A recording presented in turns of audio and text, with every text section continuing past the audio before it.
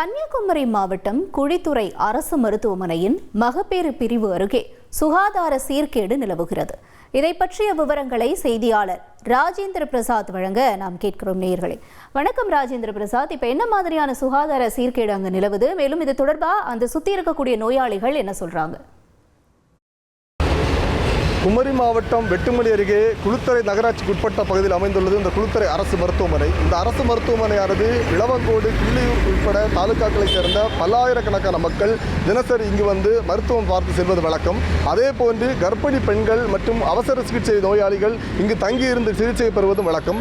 அவ்வாறு சிகிச்சை பெறக்கூடிய பெண்கள் மற்றும் கர்ப்பிணி பெண்கள் உள்ளிட்ட நோயாளிகள் பயன்படுத்தக்கூடிய கழிவறைகளில் இருந்து வெளியேறக்கூடிய கழிவு நீரானது தற்போது இருக்கக்கூடிய அந்த பகுதியில் குண்டுகள் நிரம்பி அந்த மருத்துவமனை வள, அதாவது முதலமைச்சரின் மருத்துவ காப்பீடு திட்டத்தின் அனுமதிக்கப்பட்ட சிகிச்சை அறைக்கு பின்னாலும் அதே போன்று கர்ப்பிணி பெண்கள் தங்கி இருக்கக்கூடிய என்னங்க இனி வீட்டு வேலையில கொஞ்சம் அதிக ஒத்தாசையா இருக்கணும். ஏன் வேலை கிடைச்சிட்டா? வேலையா? நான் பாஸ் ஆகணும்னு நினைக்கிறேன்.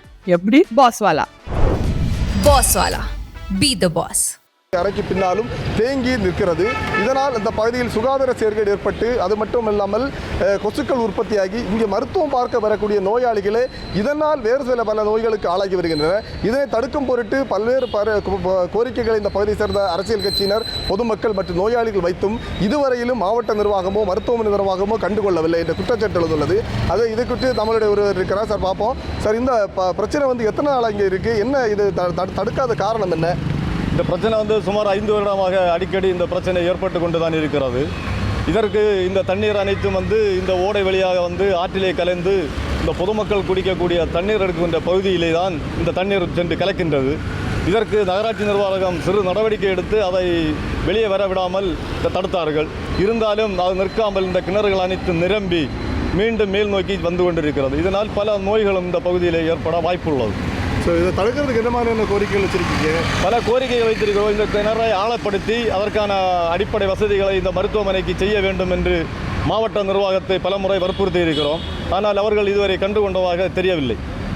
அதாவது இந்த மருத்துவமனை வளாகத்தில் அந்த குண்டுகள், அதாவது கழிவுநீர் தேங்கக்கூடிய குண்டுகளை ஆழப்படுத்தி அதனை சரி செய்ய வேண்டும் என்ற கோரிக்கையை இந்த பகுதி மக்கள் வைத்த பின்பும் இதுவரை நடவடிக்கை எடுக்கவில்லை என்றும், தற்போது இதிலிருந்து வெளியேறக்கூடிய தண்ணீரானது அந்த மதில் சுவர் வழியாக வெளியேறி சாலை வழியாக அருகில் இருக்கக்கூடிய தாமிரபரணி ஆற்றில் கலக்கிறது. இதனால் அந்த ஆற்று நீரை பயன்படுத்தக்கூடிய மக்களுக்கும் பலவித நோய்கள் ஏற்படக்கூடிய அவலம் ஏற்பட்டுள்ளதாகவும் இந்த மக்கள் குற்றச்சாட்டுகின்றனர். இதனை தடுக்கும் பொருட்டு மாவட்ட நிர்வாகமும் மருத்துவமனை நிர்வாகமும் உடனடியாக இவற்றை சரி செய்து மக்கள் நலனை அக்கறை கொண்டு செயல்படுத்த வேண்டும் என்ற கோரிக்கையை வைத்துள்ளனர்.